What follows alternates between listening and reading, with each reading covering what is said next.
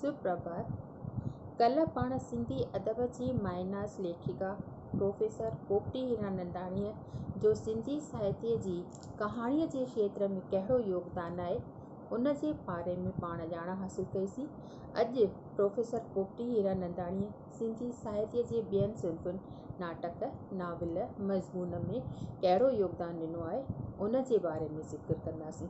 अचो त ॾिसूं प्रोफेसर पोपटीअ नाविल जे क्षेत्र में कहिड़ो पाण मोकिलियो आहे उन जे बारे में पाण हींअर ज़िक्र कयूं था। सभ खां पहिरीं पाण ॾिसंदासीं त प्रोफेसर पोपटी हीरानंदाणीअ नाविल जे क्षेत्र में कहिड़ो योगदान कयो आहे। विरहाङे खां पोइ याने आज़ादीअ खां पोइ भारत में असलोका नाविल लिखण जो दौरु शुरू थियो। तीअं हिन माइनास लेखिका बि साहित्य जी इन सिटफ़ ते पंहिंजे कलम जी आज़माइश कई आहे। संदसि हेठियां 4 नाविल लिखियल आहिनि। मंजू 1950 में, हसरतुनि जी तरबत 1961 में, जीअ में जोरी तन में तात 1966 में, सैलाब ज़िंदगीअ जो 1981 में। प्रोफेसर साहिबा जा घणा नाविल पंक्ति सुधारे जे लिहाज़ खां लिखियल आहिनि, मवाद जी नवाण वारा ऐं ख़्यालनि जी गहराई रखंदड़ आहिनि। जीअं त हिन जे मंजू नाविल में जीवन जा नंढा मसइला नक्श थियल आहिनि जिन में हिन कला जीवन लाइ वारे उसूल ते वधीक रोशनी विधी आहे। हसरतुनि जी तरबत नाविल जी लिखणी पिणु निहायत पुख़्ती, फ़ेलसूफ़ाणी ऐं शाइराणी आहे। नाविल जो मौज़ूअ झूने ज़माने जो आहे ऐं माहौल गैर सिंधी आहे। सैलाब ज़िंदगीअ जो नाविल हिकु मनोवैज्ञानिक नाविल आहे जंहिं में हिन पंहिंजे जीवन जा अहिड़ा हक़ीक़ी तजुर्बा ऐं आज़मूदा पलटिया आहिनि जो हर पाठक कंहिं न कंहिं पात्र जे रूप में पाण खे महसूस करे थो। सिंधी साहित्य जे माहौल ॾेई सिंधी जीवत जो चित्र बख़ूबी चिटियो अथसि ऐं सामाजिक उणाइनि जी ओघड़ पिणु कई अथई। तमामु सुहिणी किरदार निगारी, आलमाणी इबारत ऐं नज़ाकत वारी सलीस ॿोली संदसि नाविल जा मुख्य गुण आहिनि। टहलराम आज़ाद पोपटीअ जे सैलाब ज़िंदगीअ जो नाविल जे बारे में फ़रमायो आहे त संदसि इहो नाविल सिंधी जीवत जो दर्पण आहे। साहित्य जी माला में हिकु आबदार यानी हिकु मूल्यवान मोती साबित थींदो। ज़ाहिर आहे त प्रोफेसर पोपटीअ जी कहाणियुनि चाहे नाविलनि में पारिवारिक ऐं सामाजिक जीवन जी हक़ीक़ी तस्वीर निमाया आहे। संदसि ॿोली बि सुपक ऐं मुहावरेदार आहे। कहाणी ऐं नाविल खां सवाइ संदसि कलम मज़मून लिखण में पिणु ज़ोरदार कामयाबी हासिल कई आहे। हिन साहिबा गूनागू विषयनि ते आलमाणा मज़मून लिखिया आहिनि जिन मां संदसि ऊन्हे अभ्यास, ख़्यालनि जी गहराई ऐं बहिगुणी शख़्सियत जी ॼाण मिले थी। जुदा जुदा विषयनि ते हिन जा लिखियल मज़मून हिंदवासी जा 3 ॾींहंनि में हिंदुस्तान ई सॾिबी हुई। उन में लॻातार के साल हर हफ़्ते शाया थींदा रहंदा हुआ। हेल ताईं संदसि 6 मज़मूननि जा गुटका आहिनि। पहिरियों आहे हिकु पुष्प 15 पंखड़ियूं 1962 में, भारत जी स्त्री 1963 में, मां छा आहियां 1965 में, चुणनि चिणकनि चित में 1971 में, ज़िंदह सां क़ौम रहंदी 1975 में, ॿोली मुंहिंजी माउ 1977 में। इन्हनि सभिनी मज़मूननि में हिन हर क़िस्म जा मौज़ूअ याने विषय खंया आहिनि जीअं त सामाजिक, धार्मिक, राजनीतिक, सांस्कृतिक, सभ्यतिक वग़ैरह खंया आहिनि। हिन खां सवाइ कुझु खोजनात्मक ऐं तवारीख़ी याने ऐतिहासिक लेख पिणु लिखिया आहिनि जीअं त नर नारी, विड़ो छो था, ध्यान तलब आहिनि जिन मां संदसि अनुभव ऐं निजी लियाक़त जी ॼाण मिले थी। हिकु पुष्प 15 पंखड़ियूं अखिल भारतीय सिंधी ॿोली ऐं साहित्य सभा पारां पहिरियों इनाम हिन लेखिका खे 1962 में मिलियो।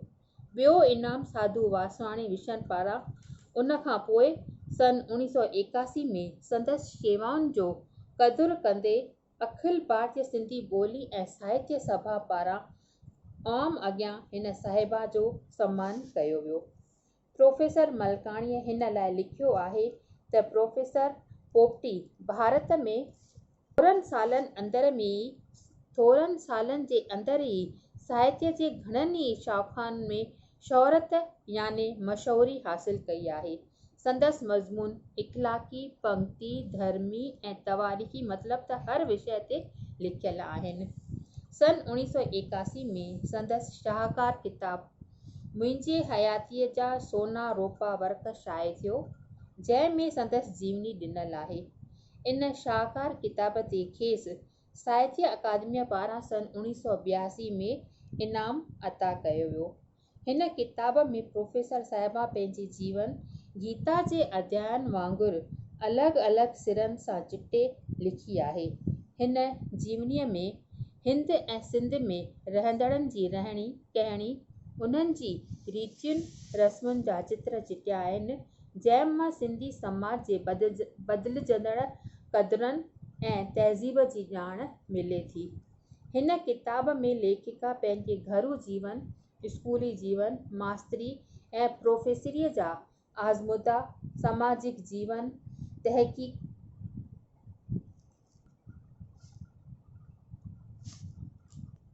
तंहिं वक़्त जी सिंध जी फ़िज़ा में छोकिरियुनि जे बंधन जो ज़िक्र कंदे हिन जेके वर्क वराया आहिनि से संदसि जीवन जे हर पहलूअ खे छुहनि था।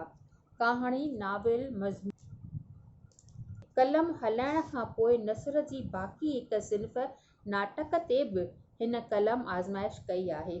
संदसि 5-6 एकांकियूं लिखियल आहिनि। संदसि एकांकी असांजे वजूद जो मसइलो क़ाबिले तारीफ़ ज़िक्र आहे, जंहिं ते खेसि राजस्थान अकादमीअ पारां रखियल चटाभेटीअ में इनाम मिलियो। सिंधी शाइरीअ जे क्षेत्र में बि हिन पाण मोकियो आहे।